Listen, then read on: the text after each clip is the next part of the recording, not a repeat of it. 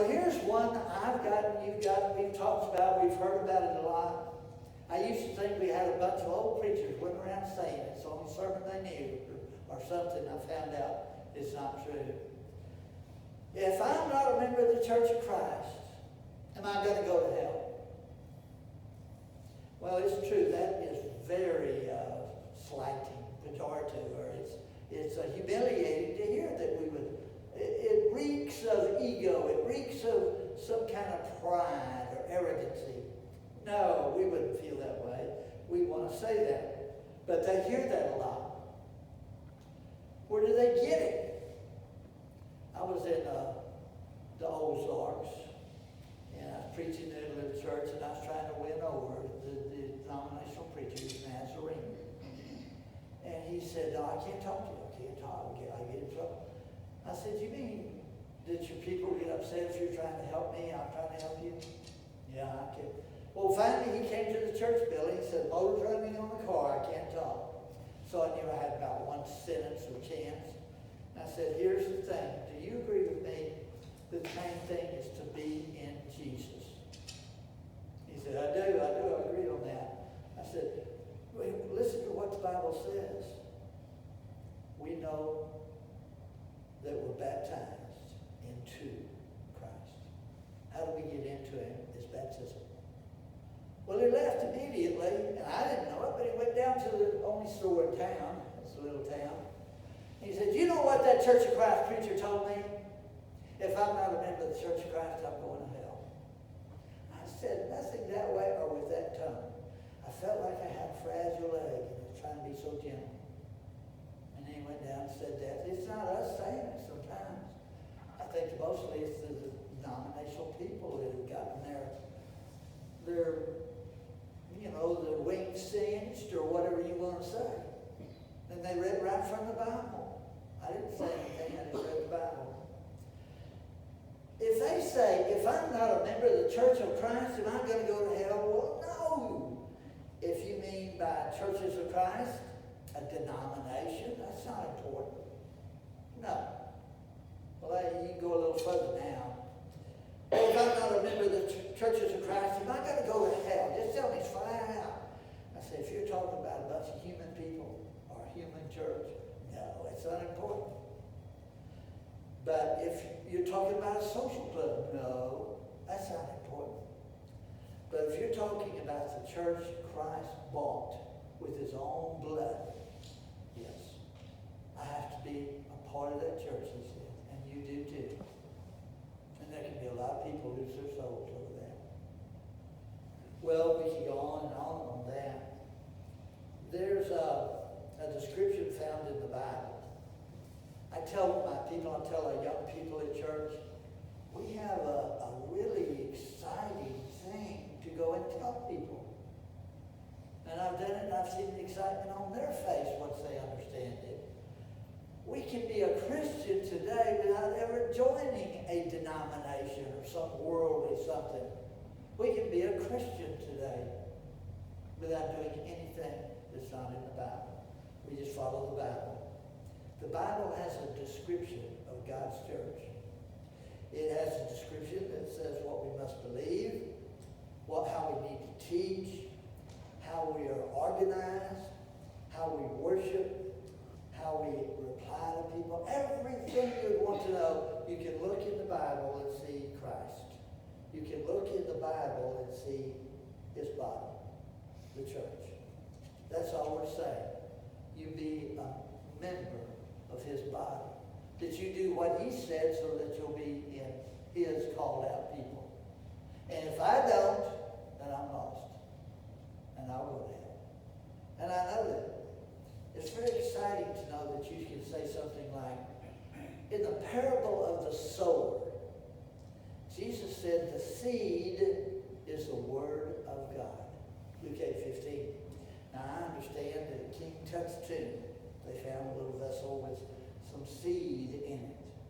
They knew what it was. They planted it. It was sweet seed. And after they planted it, watered it, after 2,000 years, it grew up and it was sweet. And I heard of some about the same age in China, and they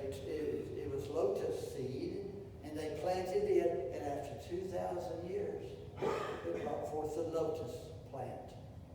Now the church here now, about 2,000 years old. If I take that seed that's in the Word of God, not here in Texas, but right here in Virginia where I am. Mississippi. I'm going to Virginia next. I know, I'm kidding. Why did you have to embarrass me? Because I love you. You got your chance and you took it. I love you. I know that. But how would y'all like to have son-in-law speaks the truth like that? I do appreciate you. But nevertheless, you can plant it right here in Alaska. Or you can plant it right here in Mississippi. And it'll grow up, and it'll be just the house of God, the church of God. Teaching what they taught, believing what they believe, just plain Christian. And I don't have to go through any rigmarole or some ceremony man made up. When people take that word into their heart, it blossoms. If it's an honest and good heart, Luke 8:15, and it'll bear the seed that we want. To me, I try to get them to think about it. That's very exciting. I think I want to go to Virginia next and sow a little seed, see what's produced. If anything, maybe I'm watering. I don't know. God knows. But yet, that's what it takes. And it's an exciting message. I can be a Christian. I'm answering myself. You saying I can be a Christian by just following the Word of God? Yes, I'm saying that. I'm unashamedly saying that. It's right there in the Bible. If you follow the Word of God, no additions, no subtractions, no human wisdom, get rid of all of that, follow the Bible. It'll make you plain Christian. If I'm in Lumberton, Mississippi, and I have the only churches, if I say the only church that's going to heaven is the Church of Christ, it would be not in any partisan way or some kind of ego trip. It would be because that's what God says. And I can, everything we do, I tell people when they come to church. So now you're going to notice some things. They're not members. We don't have any instrumental music, but there's a reason for that, and I'll show it to you. I can show you in 2 minutes why we don't have it. Less than that. But nevertheless, everything we do, we need authority for. Where do we get it? The Bible. All scriptures God-breathed or given by inspiration of God. Really, the word means spirated, blown out. Given by inspiration of God. One word, to my mutas. But it says, all scriptures God-breathed and given by inspiration of God. We have it in our versions mostly. And it's profitable for teaching, for reproof, for correction. And all of that, he says, that the man of God may be complete, furnished completely unto every good work. I went to someone's house to eat, and there was a piece of cake. And I held up that big, heavy piece of cake. Anyone want this last piece? And let's say I just ate it all. How much of it's left for Therese to have? Or Trent? That the man of God may be complete. It's superlative. You can't go higher than that. Completer than complete. That the man of God may be complete, furnished completely unto every, now if you have every, can you have more? Unto every good work. All you need is God's Word. I don't need the Book of Mormon. I don't need one of the books I wrote. And I often tell people, a copy of my book on denominational doctrine. I say, just remember, watch out for yourself. Every man for himself. Make sure it's true. Verify it from the Bible. I think I can take my books, and I don't believe I'll find everything that I believe in that book. I may disagree with myself. Everybody's got to be very careful in going to heaven. No additions, no subtractions. Maybe you're here tonight and you want to become a child of God. If you believe Jesus is the Christ, the Son of God, you may. You can obey what he said and become a Christian this very night. Believe that Jesus is the Christ, the Son of God. Repent. Metanoia means a change of mind. You know, if I'm going in this direction, I change my mind, I'm going to go in some other direction. So you have a change of mind, and then you make that good confession that Jesus is the Christ, the Son of God. And then even Martin Luther saw it. He would see certain things, forget about them, I think. Maybe we all do that. But one time he did say, here's one verse. I'll hold it up against what any man says in any denomination or anything at all. He that believeth and is baptized shall be saved.